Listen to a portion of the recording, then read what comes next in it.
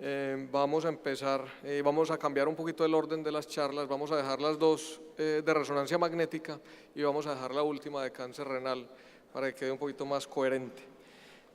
Y vamos a empezar entonces con la charla del doctor Taneja. Ya lo presentamos hoy en la mañana, ya lo habíamos tenido previamente en el Congreso. Es un experto en imágenes y en biopsia prostática. Él nos va a hablar de la utilidad que tiene la resonancia magnética multiparamétrica en la vigilancia activa. Muchas gracias, doctor Taneja.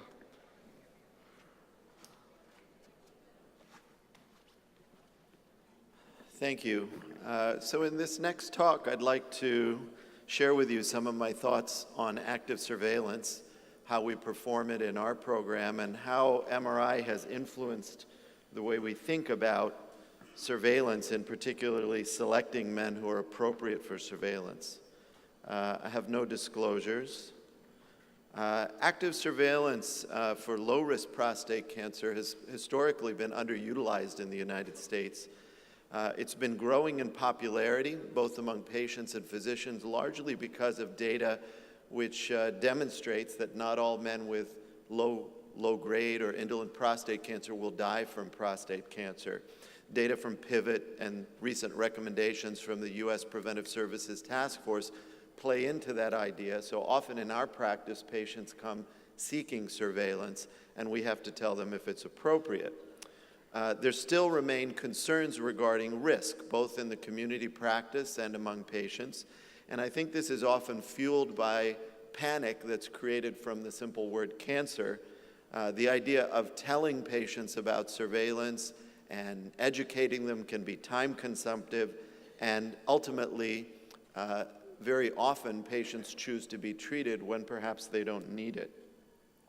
So clinical challenges for active surveillance implementation include the fact that currently there's no standardization of selection criteria, surveillance protocol, there's a very wide variation in how surveillance is practiced, and there's no clear indication of when one should feel that the patient requires treatment. So while a patient is on surveillance, the decision for treatment based on follow-up data is often put in the hands of the physician, and it's very biased.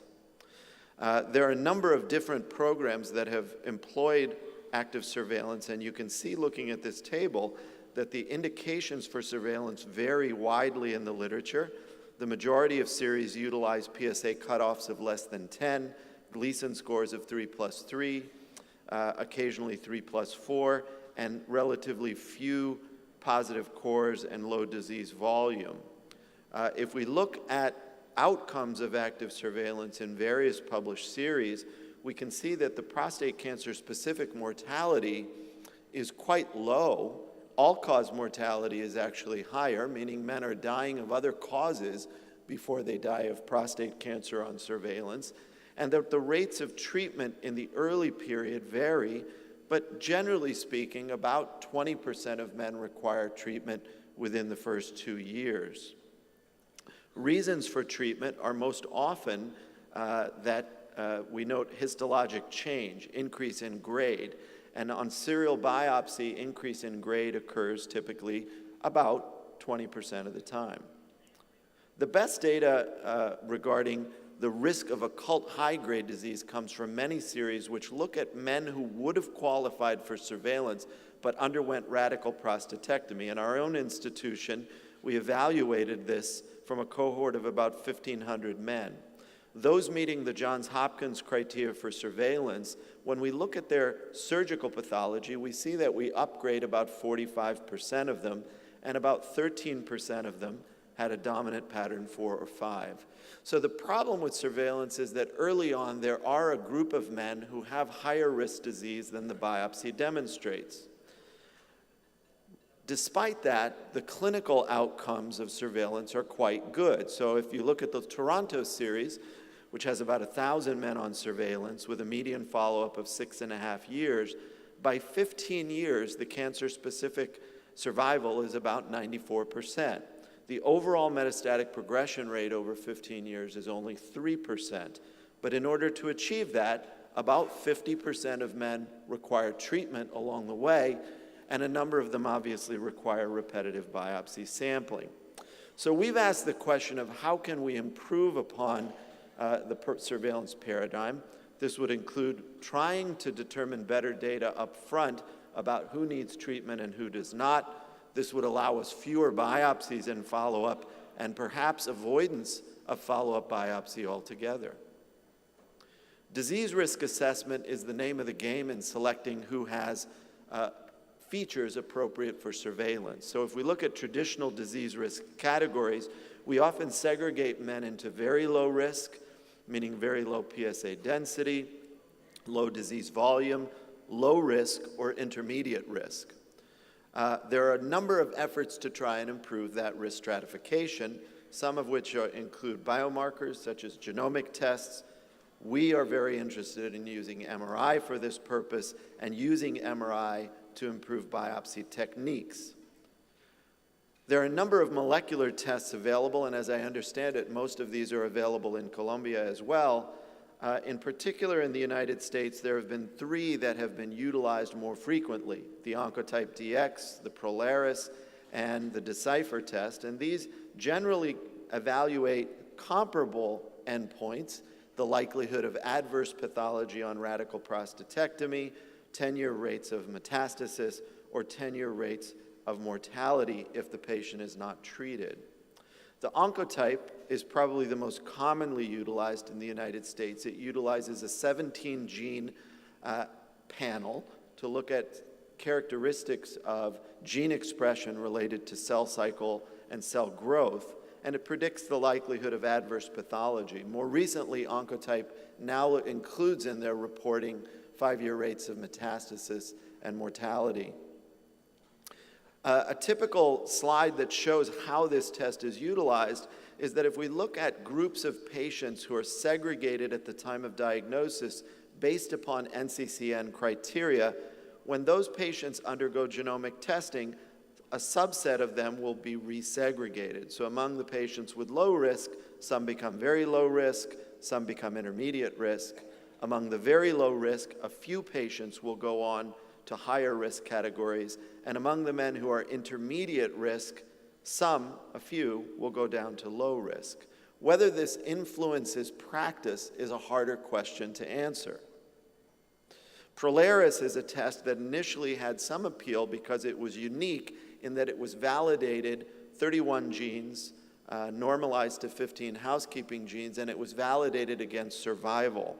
So if we looked at the CCP score, which is the measure of the Prolaris test, you can see that high CCP scores correlated with high rates of progression and metastasis. And this is the way it's reported. Somebody who has on the left, Prolaris score of 5 would be considered to be consistent with their low-risk pathology, and their mortality risk would be 3% at 10 years, whereas on the right, the Prolaris test has a higher risk than the biopsy suggests, suggesting a 5-year mortality risk. In my own view, I think this is problematic because for a patient, 3% versus 5% really doesn't carry much meaning. And even for physicians, it may carry very different meanings. So we've not yet found a way to utilize these well in counseling our patients. So the implementation of molecular biomarkers in practice seems to be primarily for utilization of reassurance of low-risk patients, making them feel better that surveillance is appropriate, and determining the role for additional imaging or biopsy. Somebody with a high-risk genomic test might be better served by repeat biopsy rather than going straight to treatment. Imaging is another way of assessing risk within the prostate. And we learned early on in our own experience that there are some tumors that are seen well on an MRI.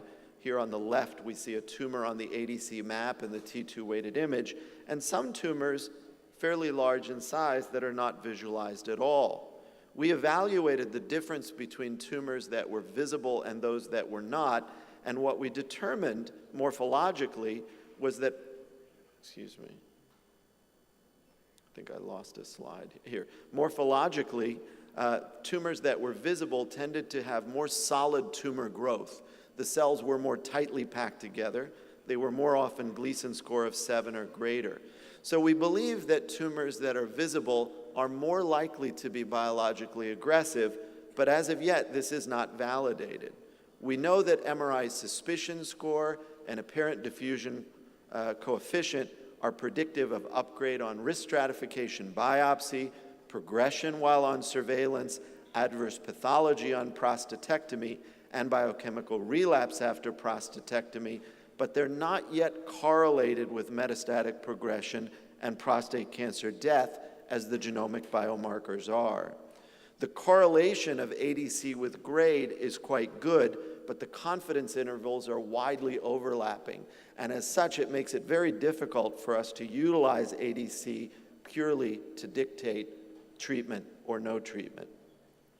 This is a slide that I borrowed from Peter Carroll at UCSF from their surveillance cohort, and what you see is that in following patients who are upgraded on follow-up, PIRADS 4-5 at the bottom versus 1-3 is predictive of upgrade. But similarly, GPS score on oncotype is strongly predictive of progression as well. So both of these appear to be tools that could be used to assess risk.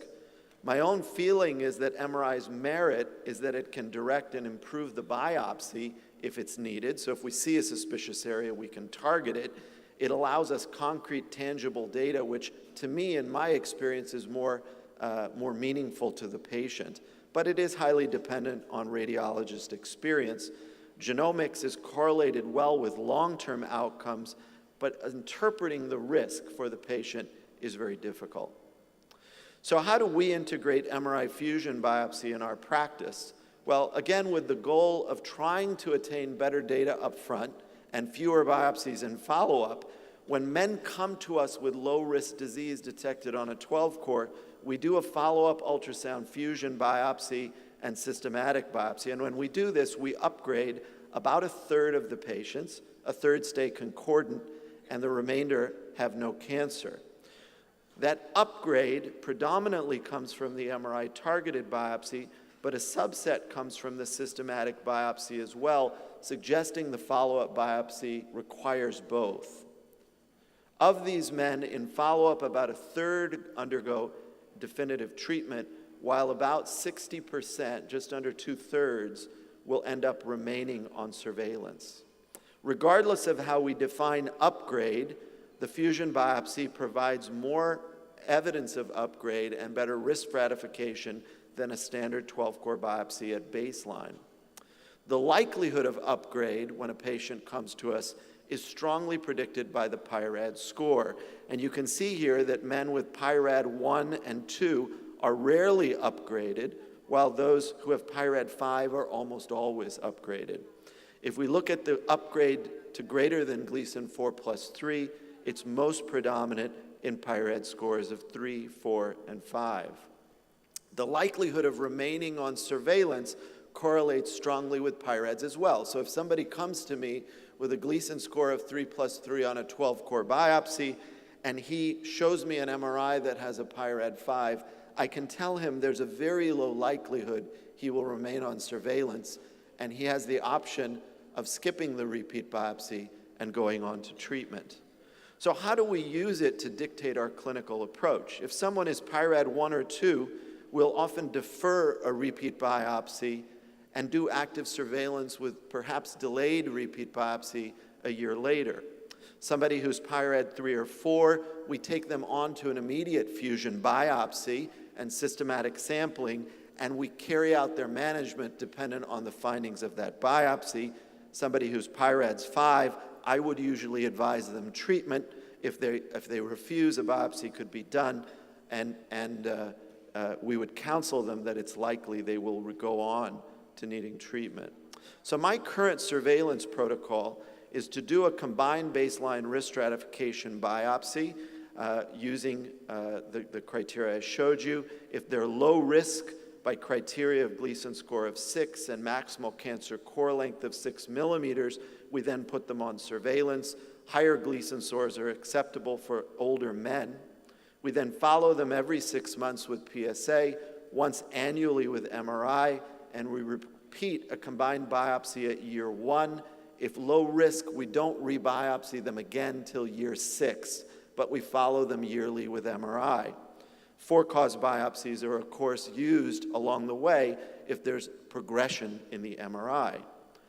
To date, we've enrolled 263 men in my surveillance program. After their fusion biopsy, 99 have undergone their first follow-up biopsy.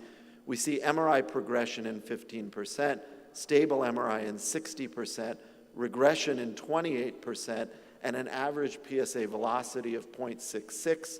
To date, 80% have remained on surveillance at a median follow-up of about 3.3 years, suggesting that we're better selecting these men. If we look at the upgrade rates, predominant upgrade is increase in Gleason score, although some have cancers that were missed on the first biopsy, and the rate of upgrade is strongly predicted by the suspicion score. So in conclusion, I would tell you that MRI and MRI-targeted biopsy are extremely useful in the selection of men for active surveillance. MRI-targeted biopsy more often results in Gleason score upgrade, but systematic biopsy appears to be necessary on that first biopsy to maximize detection of high-grade disease. Upgrade is unlikely in PIRAD 1 and 2, but almost assured in PIRAD 5, and monitoring of men with surveillance with MRI will ultimately reduce the need for repetitive biopsy as the progression is strongly predicted by the suspicion score. Thank you.